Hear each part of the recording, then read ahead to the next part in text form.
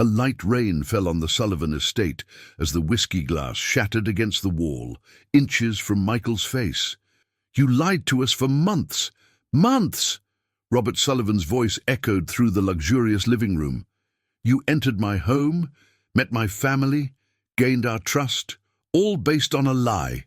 Michael Anderson remained motionless, his pale face contrasting with his impeccable dark suit. There was no more chauffeur's uniform, no more Mike, the friendly driver. There was only the heir to one of the country's largest fortunes, son of the prestigious Anderson family, owners of half the tech industry in Silicon Valley. "Dad, please," Sarah tried to intervene, tears streaming down her delicate face. "Stay out of this, Sarah," shouted the man, pointing an accusing finger at Michael. "This young man played us all, played with you, and worst of all—" His voice faltered for a moment. He discovered what he should never have found out. Michael finally found courage to speak. "I'm a victim in this story too, Mr. Sullivan. I didn't know, had no idea that—" He stopped, swallowing hard. How could he explain that he had only come to secretly meet his fiancée's family, but ended up discovering that his own life was built on a lie? Eleanor, seated on the sofa with a handkerchief between her trembling fingers, raised her gaze. "Tell him the truth, Robert. He deserves to know. Everyone does." In the center of the room, an old yellowed photograph lay on the coffee table. The evidence that had changed everything. The faded image showed a young couple holding a baby who would grow up to become Michael Anderson. What would you do if you discovered that those you consider enemies might actually be your true family? How would you react upon realizing that the person you love is involved, even if indirectly, in secrets that have defined your entire existence? The storm intensified outside, as did the tension inside that room. In just a few minutes, entire lives would be redefined, and nothing, absolutely nothing, would ever be the same again. 3 months earlier, Michael Anderson observed San Francisco from his corner office atop one of the tallest skyscrapers on Market Street. At 32, he commanded a business empire started by his grandfather in software and expanded by his father into multiple sectors. Handsome, reserved, and discreet, Michael avoided the spotlight that naturally accompanied someone of his social position. "The helicopter is ready to take off in 15 minutes, sir," his assistant informed him through the half-open door. Michael nodded, adjusting the luxury watch on his wrist while contemplating the city. The meeting in Palo Alto would be brief, just a formality to finalize the purchase of another tech startup.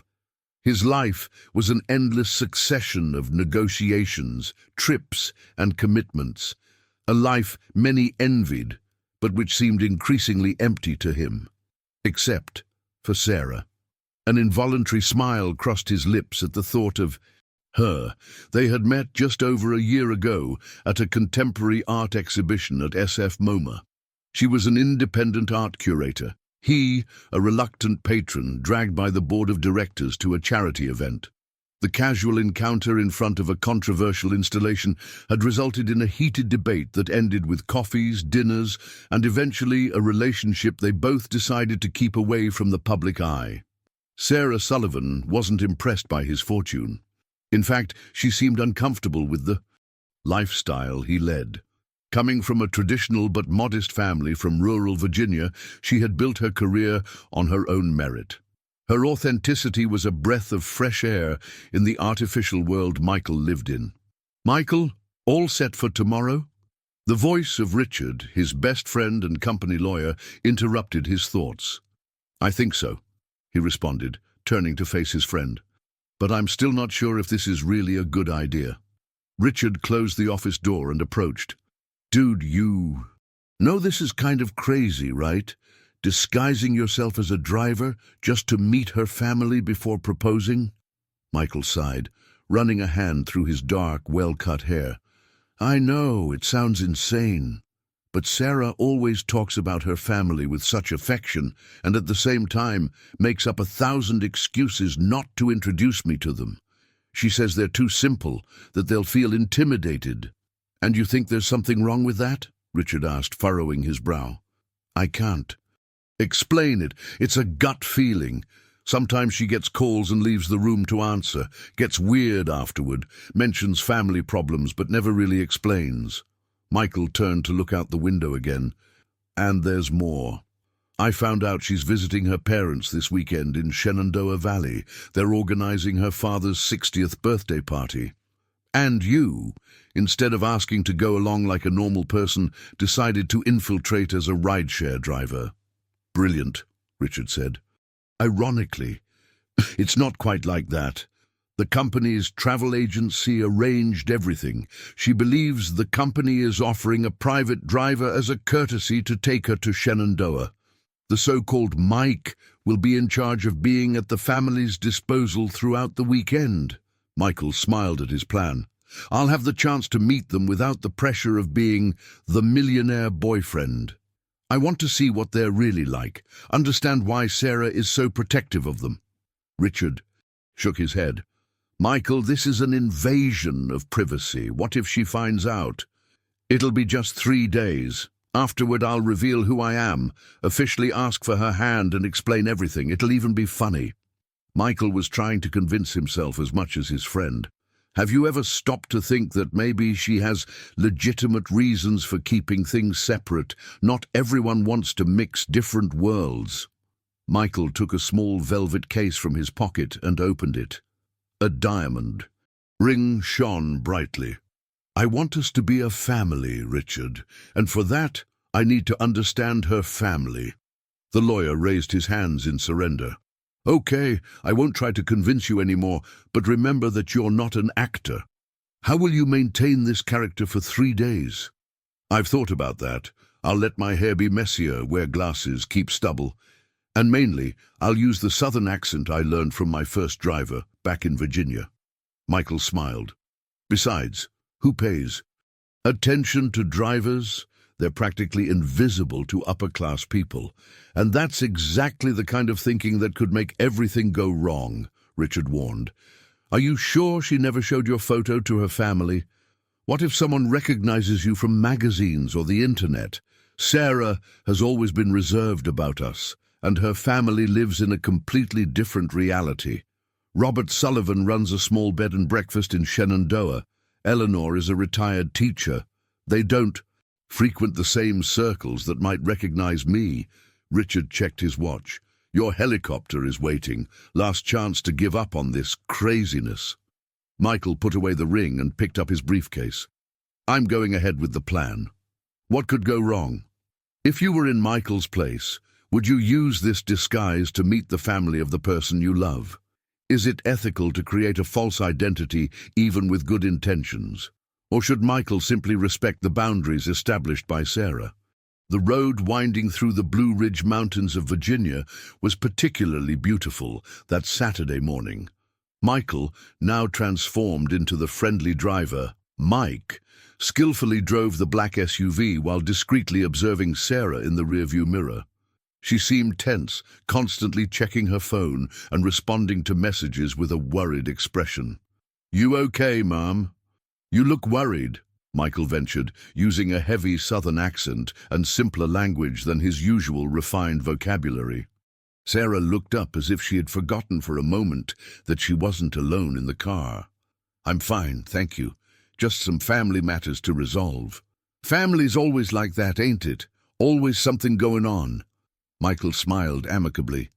I got 5 brothers and sisters. It's a zoo at our place when everybody gets together. This was part of the fictional personality he had created for Mike, son of a large, simple family from rural Virginia, a dedicated worker who sent money to help his elderly parents, a story that he hoped would generate sympathy and openness for conversations. You're from Virginia?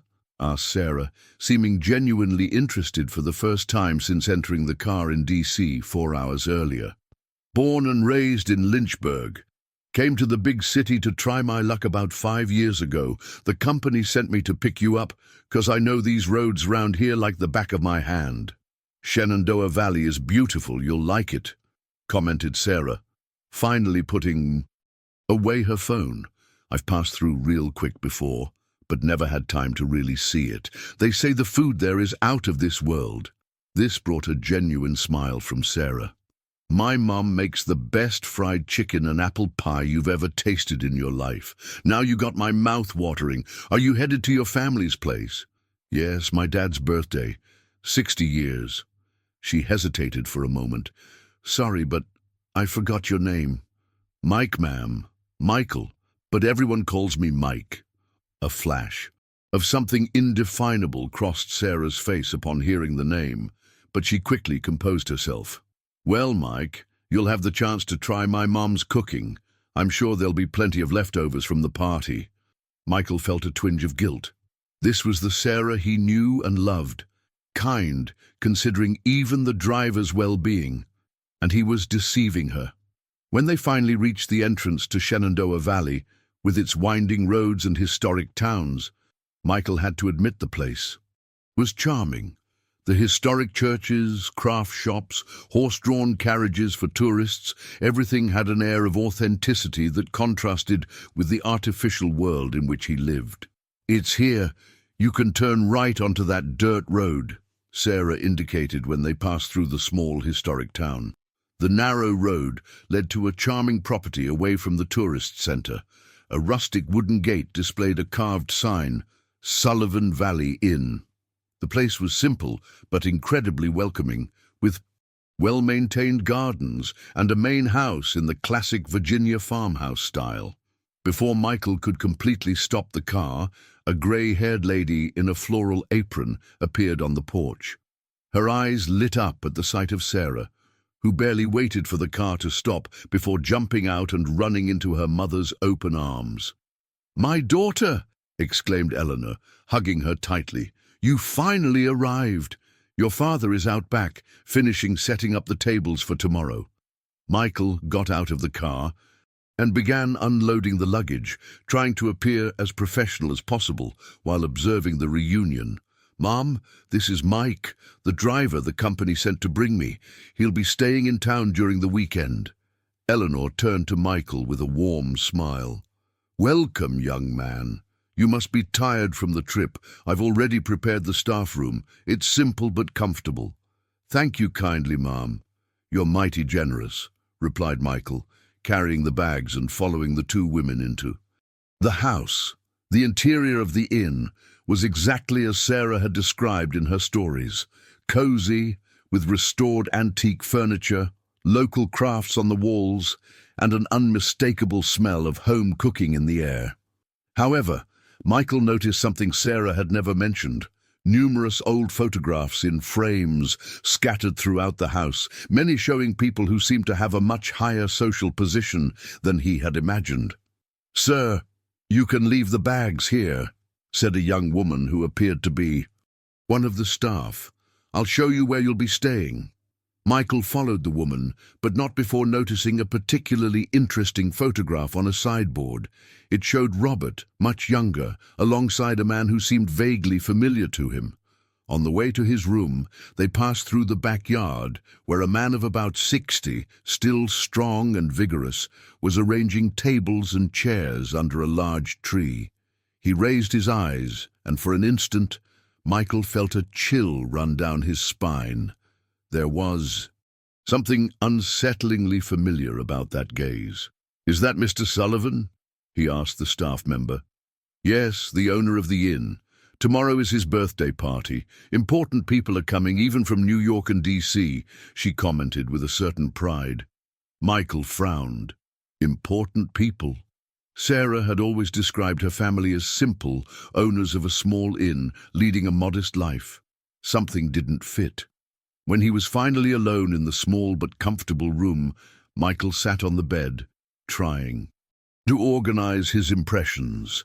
The inn, though charming, seemed more prosperous than he had imagined. The photos showed people who seemed to belong to a high social circle, and there was that strange sensation when seeing Mr. Sullivan. His cell phone vibrated. It was a message from Richard. "How's Operation James Bond going?" Michael replied quickly, "Strange. Very different from what I expected." Something doesn't make sense. The response came immediately. It's still not too late to give up on this madness. Michael put away his phone upon hearing knocks on the door. It was Eleanor with a tray. "I brought you an afternoon snack, young man. You must be hungry after the trip." "Wow. Thank you so much, Mom. You didn't have to trouble yourself." "Nonsense. Everyone who works here is like family." She placed the tray on a small table. There were freshly baked scones, apple pie, and hot coffee. "Robert wants to talk to you later, to arrange schedules and places where you'll need to drive. Sarah during the weekend." "Of course, no problem," replied Michael, carefully observing the lady. There was a natural elegance about her that didn't match the image he had formed from Sarah's descriptions. When Eleanor left, Michael picked up a scone and bit into it thoughtfully. The weekend promised to be much more intriguing than he had planned. Have you ever had the feeling that someone close was hiding something important? How would you react upon realizing that the image you built about someone you love's family might not correspond to reality? And what would be Sarah's reason for apparently downplaying her family's social status? Saturday night dinner was served on the spacious back porch of the inn. Michael, still in the role of Mike the driver, was invited to join the family, a gesture that positively surprised him but reinforced his impression that there was much more to this family than Sarah had let on. The table was set with discreet elegance. Artisanal ceramic plates, old silver cutlery and crystal glasses formed a collection that revealed good taste and a certain affluence. Besides Sarah, her parents, and Michael, there was also James, Sarah's older brother, who had arrived from New York shortly before dinner. "So, Mike," Robert began as Eleanor served a robust beef stew, "Sarah mentioned you'll be with us until Monday?"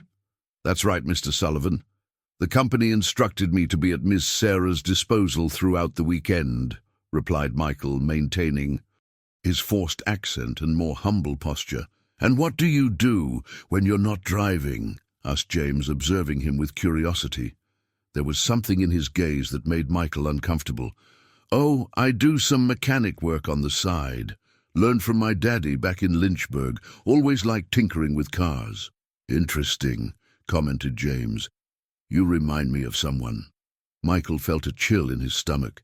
"Is that so? People say I have a common face." "James, let the young man eat in peace," intervened Eleanor. "Mike, please help yourself. Tomorrow we'll have many guests for the birthday party. It'll be a full day." "It'll be a small party, just for close friends," Sarah explained quickly. "Dad doesn't like extravagant celebrations." Robert gave an ironic laugh. "Is that how you describe our family to others now, darling? As simple folk who throw modest little parties?" An awkward silence fell over the table. Michael noticed Sarah blush as she shot her father a warning look. "Robert," Eleanor murmured in a warning tone. "What?" "I'm just curious about how our daughter describes us to people in D.C. Robert turned to Michael. "You know, Mike, we weren't always inn owners. We used to have a very different life." "Dad, please," interrupted Sarah, visibly uncomfortable. Michael was intrigued. "Different how, Mr. Sullivan, if you don't mind me asking?" The older man studied Michael for a moment, as if assessing how much he could reveal. "We used to be a prominent family. In the finance industry, we had one of the largest investment firms on the East Coast, but there were complications. We decided to change our lives, start over here in Shenandoah. The important thing is that we're happy now," added Eleanor, clearly trying to end the subject. "Mike, would you like some more stew?" The conversation drifted to lighter topics after that, but Michael couldn't stop thinking about what he'd just heard. Why had Sarah omitted this important detail about her family? What were these complications mentioned by her father? After dinner, while everyone was having coffee on the porch, Sarah received a call and stepped away to answer it. Michael noticed her worried expression and, taking advantage of a moment when Eleanor went to the kitchen for more coffee and James was distracted with his phone, he approached Robert. "Beautiful inn you have here, Must be a lot of work to maintain all this. The older man nodded. It's honest work. We can't always say that.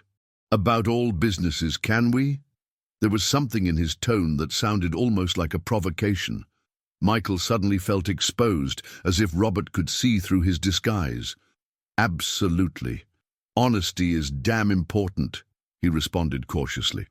Robert picked up a photo frame from a nearby table and contemplated it for a moment before showing it to Michael.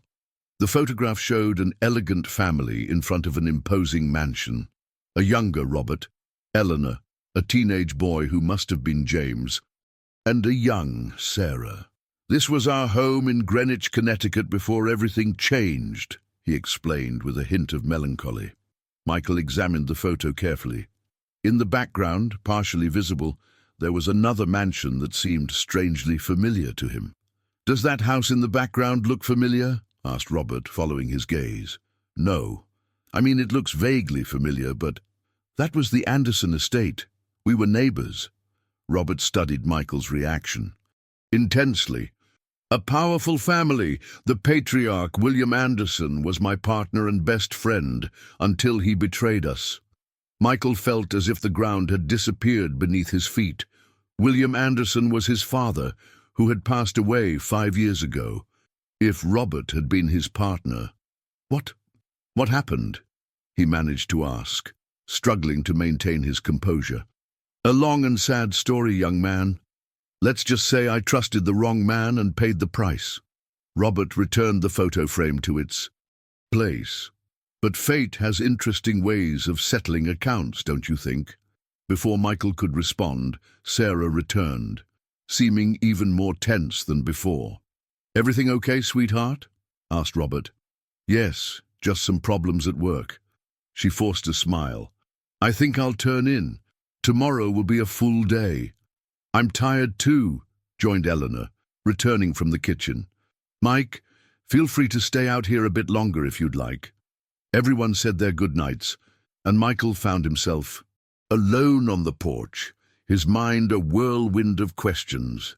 If his father and Robert had been partners who ended up as enemies, what did that mean for his relationship with Sarah? Why had she never mentioned this connection? Deciding he needed to investigate further, Michael waited until the house was quiet and then moved silently to the main living room. With the help of the faint moonlight coming through the windows, he examined the photographs in the frames more carefully. In one, he saw Robert and his father, young and smiling, in front of what appeared to be their finance firm's office. In another, the two families gathered at some social event. His heart raced as he realized the depth of the connection that had existed between the families in the past. When he was about to return to his room, a folder of documents on an antique desk caught his attention. The folder had the logo of the old Sullivan Anderson Investment Group. Looking quickly around to make sure he was alone, Michael opened the folder. What he found made his blood run cold. Among the old documents was a birth certificate. His own name was there, Michael Anderson, but the parents' names were not William and Catherine Anderson, as he had always believed. The listed names were Robert and Eleanor Sullivan. Michael felt the world spin around him. How was this possible? Had he been adopted? But why? And why had they never told him? A voice emerged from the darkness, making him jump. "Found what you were looking for, Michael." His heart nearly stopped as he turned to find James standing in the doorway, arms crossed, grave expression. How did I know who you really are?" James entered the room, closing the door behind him. "I recognized you the moment I saw you. You're the spitting image of your father, of our father." Michael felt as if he'd been punched in the stomach. "So it's true, I am my younger brother?" "Yes. The son our parents believed they had lost forever." James pointed to the birth certificate.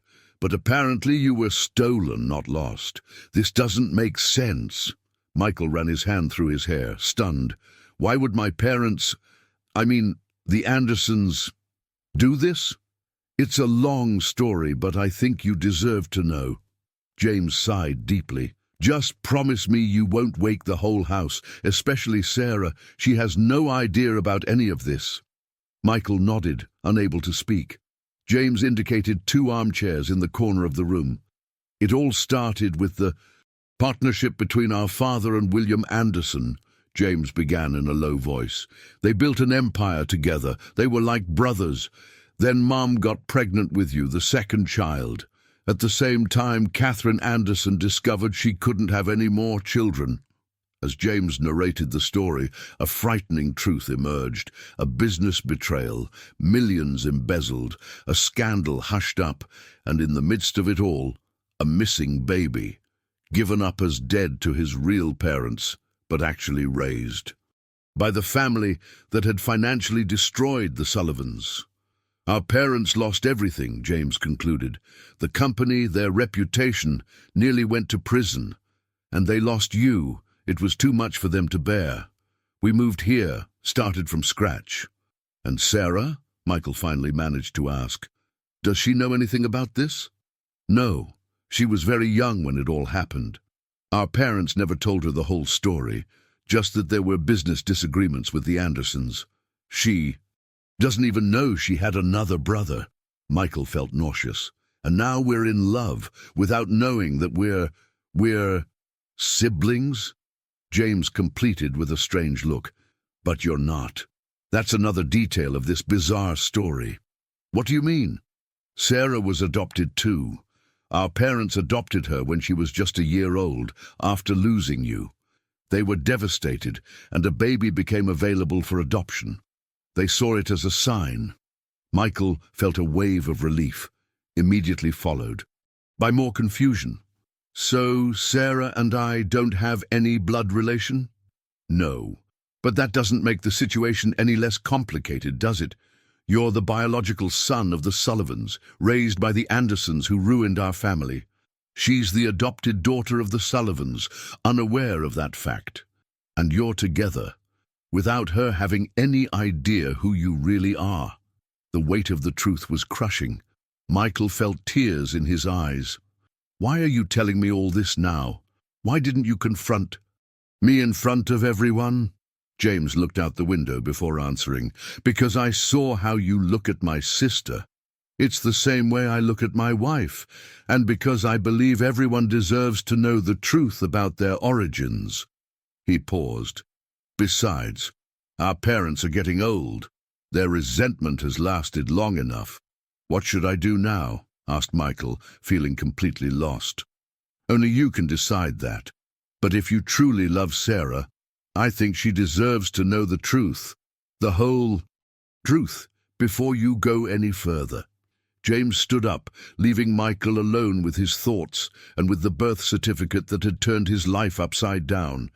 Have you ever imagined discovering that your entire life was built on lies? How would you handle the revelation that your biological parents are, in fact, completely different people from those who raised you? And how would you tell the truth to someone you love, knowing that this truth could destroy not only the relationship, but their entire view of their own family? Sunday morning dawned with a perfect blue sky over Shenandoah Valley. Michael hadn't slept. He had spent the entire night in his room rereading the birth certificate that James had allowed him to take and trying to process the avalanche of revelations. At 6 in the morning, unable to remain confined any longer, he went out to walk through the inn's gardens. The fresh morning air in Virginia had a particular aroma of damp earth and freshly brewed coffee.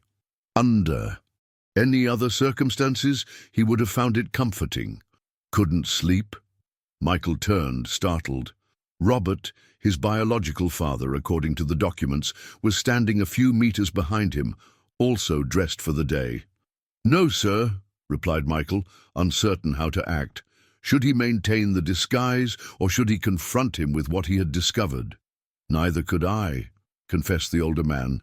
"Birthday eves always bring back memories. Some good, others not so much."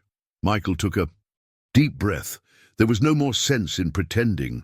"You know who I am, don't you?" A long silence stretched between them. Finally, Robert nodded slowly. "From the moment you came through the gate, A father never forgets the face of his son, even after so many years. The words hit Michael like a physical blow. Why didn't you say anything? What should I have said? Hello, you're my son who was stolen from me 30 years ago by the man who destroyed my life. Robert gave a bitter laugh. I needed to understand first what you were doing here, disguised like this. James told me everything last night, admitted Michael. About the past, about the company, about how I ended up with the Andersons. James was always an idealist, thinks all wounds can be healed. Robert looked at the horizon. He didn't live through the worst of those days, like your mother and I did. Is it true? My father, William Anderson, really stole your company and took me with him? Robert's expression hardened. William was like a brother to me. I trusted him blindly. When he proposed a restructuring of the company, I didn't think twice before signing the papers. It was only afterward that I discovered he had altered the documents, transferring most of the assets to his name. Robert began to walk slowly through the garden, and Michael accompanied him. I tried to fight, hired lawyers, sought evidence of the fraud, but William had powerful connections, judges in his pocket. In a matter of months, I lost everything, the company, the house, my reputation, and then came the final blow. Michael swallowed hard. What happened? You were just 3 months old, a healthy, cheerful baby. A rare smile crossed Robert's face. One night, while Eleanor and I were in a desperate meeting with the last lawyers who still agreed to represent us, the nanny called, hysterical. There was a fire at the house. Michael felt a shiver run down his spine. When we arrived, the firefighters had already controlled the fire. The wing of the house where your room was located was completely destroyed. They found remains that made us believe you were dead. But there was no body, concluded Michael, horrified. No, just ashes and some pieces of a burned crib. In the confusion, in the ashes, no one questioned it, especially because the police, also controlled by William, quickly closed the investigation as an electrical accident. Robert paused, his voice breaking. It was only years later, when we were already here in Shenandoah rebuilding our lives, that a former security guard from the Anderson mansion, drunk in a bar, started talking about how he had helped stage a fire and take a baby to its new home. You knew and did nothing. Michael couldn't contain his indignation. Do what? You were almost 10 years old by then. You were being raised as the heir to an empire. Your adoptive parents, despite everything, seemed to genuinely love you. And I had no way to prove anything. Robert looked directly at Michael. Besides, there was Sarah. She had been our salvation after losing you. Eleanor and I decided to protect her from all this sordid history. Michael sat on a stone bench, feeling the weight of all these revelations. So Sarah really doesn't know she's adopted? No. She came to us when she was just a year old. In all aspects that matter, she is our daughter. And she also knows nothing about me, about my true identity. She knows the Andersons ruined our family in the past, but she doesn't know all the details, and she definitely doesn't know who you really are. Robert observed Michael carefully. What do you plan to do now? Did you come here for revenge? To expose everything and destroy the peace we've built? Michael shook his head, confused. I didn't even know this whole story until yesterday. I came here because I love your daughter and wanted to meet her family before asking her to marry me. Marriage? Robert seemed genuinely surprised. Sarah never mentioned being in a serious relationship. We kept it secret. She always said her family wouldn't approve of her dating someone from the San Francisco tech elite. Now I understand why. A heavy silence settled between them. On the horizon, the sun began to illuminate the Blue Ridge Mountains with a golden glow.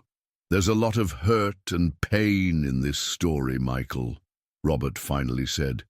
But you're not to blame for what happened. You were just a baby. What do you suggest I do now?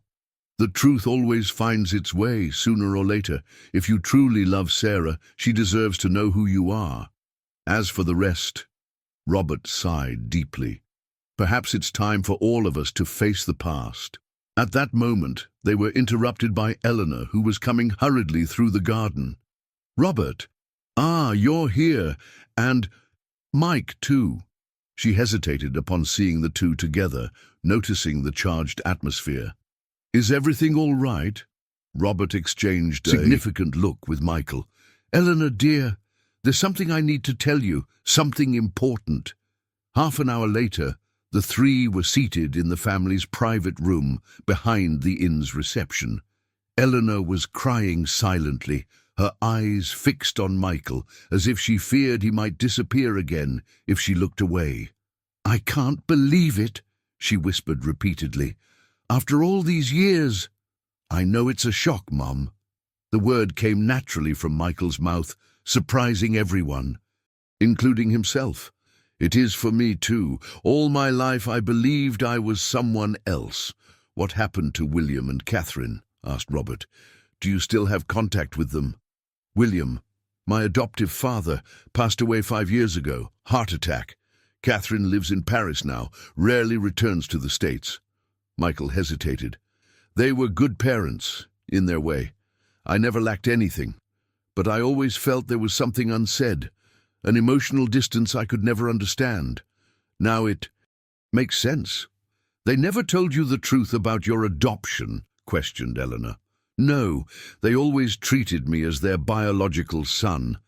There were photos of Catherine pregnant with a fake belly, stories about my birth, a carefully constructed fiction. The silence that followed was interrupted by knocks on the door. It was James. The first guests have started arriving for the birthday lunch, he informed, looking worriedly at the three. And Sarah is looking for you.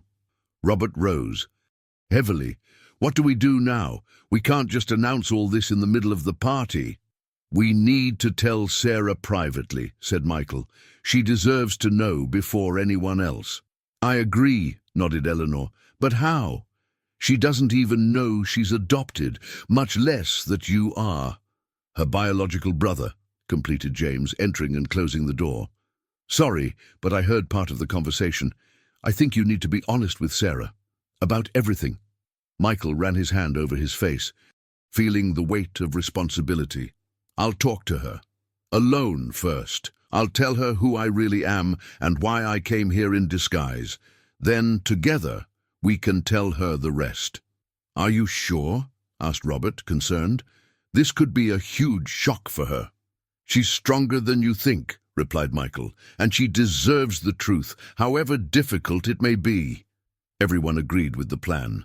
Michael would talk to Sarah after the birthday lunch, finding a private moment during the festivities. What none of them expected was that Sarah was already suspecting something.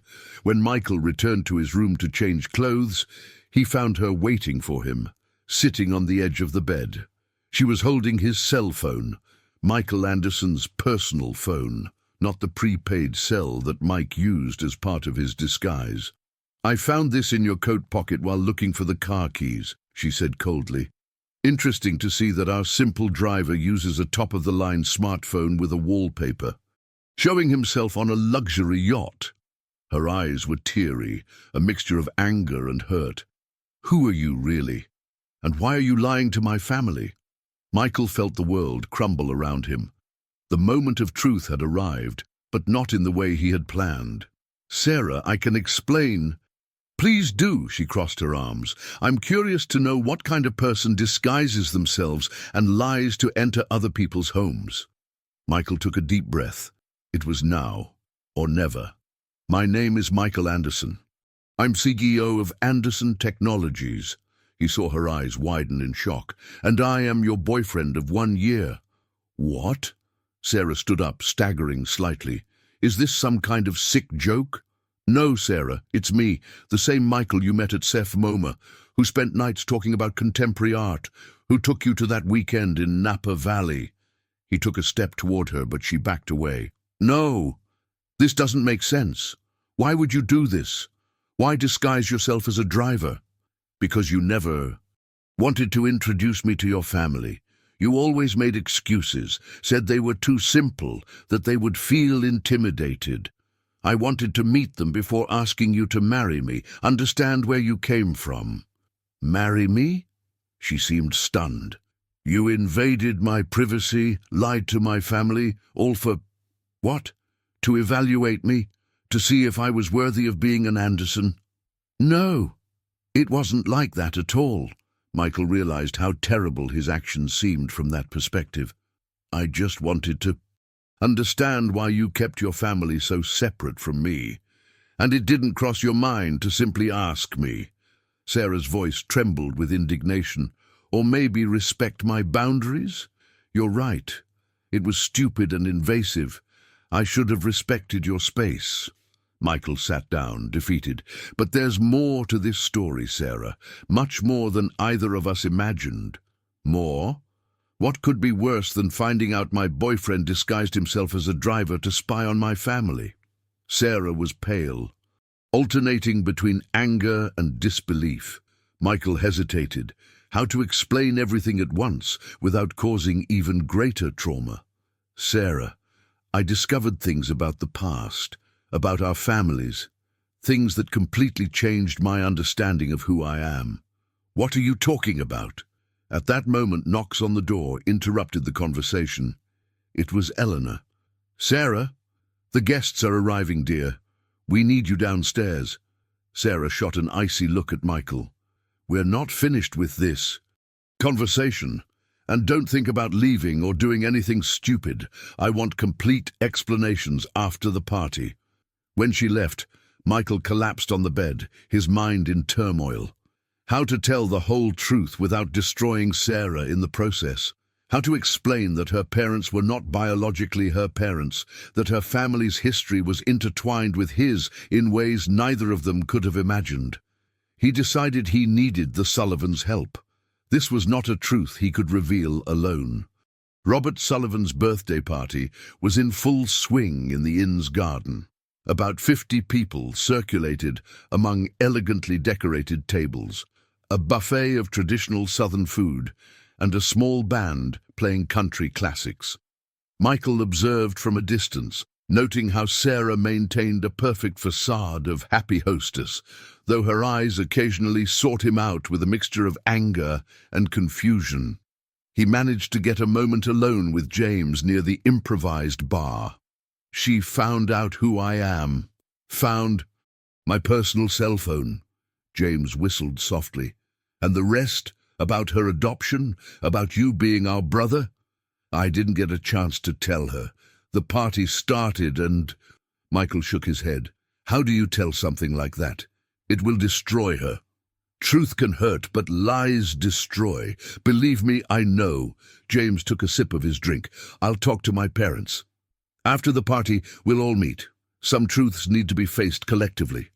The following hours were torture for Michael. He remained discreetly in the background of the party, still dressed as Mike to avoid drawing attention from the guests, watching the family he now knew to be biologically his.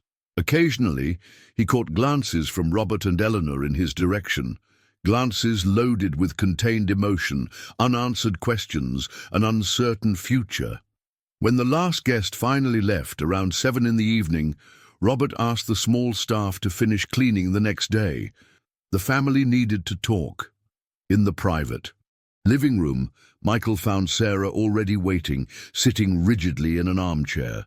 Robert, Eleanor, and James entered soon after, closing the door. "What's going on?" asked Sarah, looking confused at her parents. "Why are we all here, and why have you been acting so strangely with him?" She pointed to Michael. Robert sat down heavily. "My daughter, there are things about our family, about our past that we never told you, things we kept secret to protect you." "What kind of things?" Sarah's voice betrayed apprehension. "To begin with," Michael gently intervened, "my name really is Michael Anderson. I am CEO of Anderson Technologies, and yes, I am the man you've been dating for the past year." I already understood that part, Sarah cut him off. What I don't understand is why you did this. Because I wanted to meet your family before asking you to marry me. It seemed like a good idea at the time, but now I see how invasive and wrong it was. Marry me, Sarah repeated softly, as if testing the idea. But there's more, darling, continued Eleanor, taking Sarah's hand in hers. Something we should have told you a long time ago. In the following minutes, in a carefully conducted conversation, Robert and Eleanor revealed the truth. The business past, the Andersons' betrayal, the supposed fire, the lost son, and then, the hardest part, Sarah's adoption. You came to us when you were just 1 year old, explained Eleanor, tears streaming down her face. Your biological mother was a young niece of a friend of ours, unable to raise a child. It was a legal adoption, but we decided never to tell anyone. For us, you were simply our daughter, in every sense. Sarah seemed in a state of shock. So I'm not really a Sullivan? Her voice was barely a whisper. You are a Sullivan, Robert emphasized. Blood doesn't define family, my daughter. Love defines it, and we've loved you from the first moment we held you in our arms. Michael gently intervened. And there's one more part to this story. He looked at the Sullivans, who nodded in approval. According to the documents we found, I am the biological son of Robert and Eleanor, the baby they believed they had lost in the fire. Sarah grew even paler. You would be my brother. Biologically, I would be James's brother. But since you were adopted, we don't have any blood relation. Michael tried to explain as delicately as possible. It's an unbelievable coincidence that we met and fell in love, without knowing any of this. The room fell into a heavy silence. Sarah stood up unsteadily and walked to the window, turning her back on everyone. So my whole life has been a lie, she murmured. And you, she turned to Michael, entered my life, my family's life, using another name, another identity. How can I trust you? How can I trust anyone now? We did what we thought was best, sweetheart, said Eleanor, her voice choked. We wanted to protect you. Protect me, or protect your secret. Sarah wiped away angry tears. You two, she pointed to her parents, hid my true identity for 29 years. And you, she turned to Michael, lied to me the moment it suited you. Sarah, I understand your anger. Michael stood up, but kept his distance, respecting her space. I have no excuses for what I did. It was a terrible mistake. But know that my feelings for you have always been true, from the first day. How can I believe that now? How can I believe anything? Sarah headed for the door. I need to be alone. Please don't follow me. When she left, a heavy silence took over the room. James was the first to speak.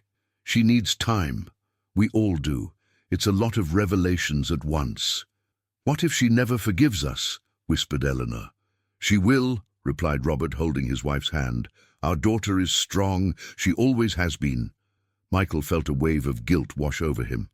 None of this would have come to light if I hadn't shown up with this stupid plan. Maybe it was time for the truth to come out, said James thoughtfully. Secrets like these have a way of finding their way to the light sooner or later. Michael ran his hand over his face. What do I do now? Give her space, advised Robert. And us too. We all need to process what happened. I'll go back to San Francisco tomorrow, Michael decided. But before he hesitated, I'd like to know more about myself, about my birth, my first months of life, if you're willing to share. Eleanor's eyes lit up. I have photos. We managed to save some albums from the fire, and I remember every detail, every moment. In the hours that followed, while Sarah isolated herself in her room, Michael learned about his past through the stories and photographs shared by his biological parents and his brother. He discovered who he really was, not just Michael Anderson, heir to an empire built partially on betrayal, but also the lost and found son of the Sullivans. The next morning, as he packed his bag to leave, Michael found an envelope that someone had slipped under his door. Inside, a handwritten letter. Michael, I'm still processing everything I discovered yesterday. I don't know how to feel about my adoption, about my parents having hidden this for so long, about who I really am. But one thing I'm certain of, I need time and space to understand all this. What you did, disguising yourself, lying to my family, was wrong on many levels. But I understand that you yourself were a victim of much bigger lies, and I also understand that in a twisted way, your plan ended up bringing to light truths that might never have surfaced otherwise. I don't know what will happen to us. I don't know if I'll be able to look at you without seeing all these complications, without remembering the way we truly met, but I know that what I felt for you during this year was real, and that gives me hope that maybe we can find a path through this labyrinth of revealed truths.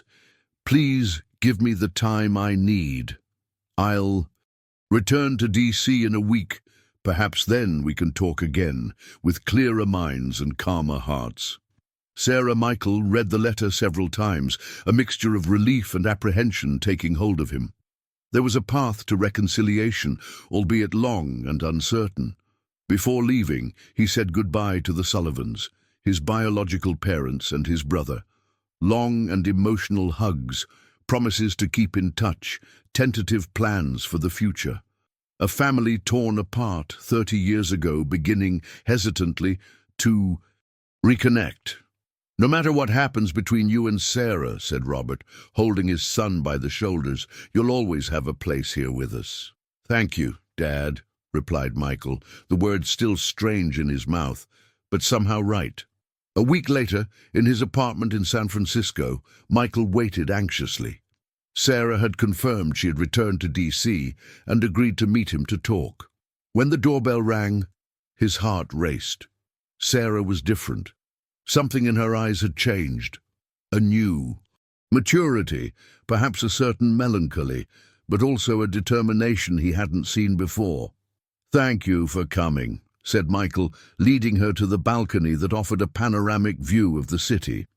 "I talked a lot with my parents this week," she began, politely declining the glass of wine he offered. "Even with everything that happened, I can't stop loving them. They made mistakes, like we all do, but they gave me a life full of love and security. They really love you. Yes, and that's what matters in the end." She faced him directly. "I also reflected a lot about us, about what happened in Shenandoah, about the past year we spent together." Michael waited, barely breathing. "What you did was wrong, Michael. But I realize that largely you were also a victim in this whole story, and I can't ignore what I feel for you." "What are you saying, Sarah?" "I'm saying that maybe, with time, patience, and a lot of honesty, we can find a path together." She took something from her pocket. It was the velvet box with the ring he had planned to give her. "I found this in your coat along with the phone." Michael took the box, surprised. "I wasn't expecting this." "I'm not saying yes," clarified Sarah quickly. "I'm saying I want to try, start over, get to know the real Michael Anderson without disguises or secrets, and allow you to know the real Sarah, who, to be honest, I'm still figuring out who she is." Michael felt a wave of hope course through his body. "We can start. Slow. One step at a time. One step at a time," she agreed, offering her hand. In the weeks and months that followed, Michael and Sarah rebuilt their relationship on foundations of truth and transparency. At the same time, Michael built new relationships with his newly discovered biological family. A Sunday lunch once a month in Shenandoah became tradition. James and his wife, pregnant with their first child, announced that the boy would be named Robert Michael, in honor of his grandfather and uncle. The wounds between the Sullivan and Anderson families began to heal. Michael, as CEO of Anderson Technologies, initiated a process to make financial reparations to the Sullivans, not as charity, but as restitution of assets unjustly taken. Robert initially resisted, but eventually accepted that it was a form of delayed justice. Almost a year after the events in Shenandoah, in an intimate ceremony held in the garden of Sullivan Valley Inn, Michael and Sarah finally married. The celebration united not just a couple, but families that fate had separated and finally reunited in ways no one could have predicted. "True love always finds its way," said Eleanor in her toast. "Even through labyrinths of secrets and lies, in the end, truth and love prevail."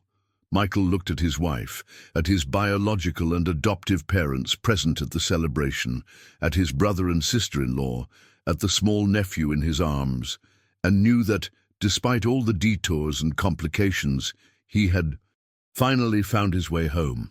If you discovered such deep secrets about your origins, would you be able to forgive those who lied to protect you?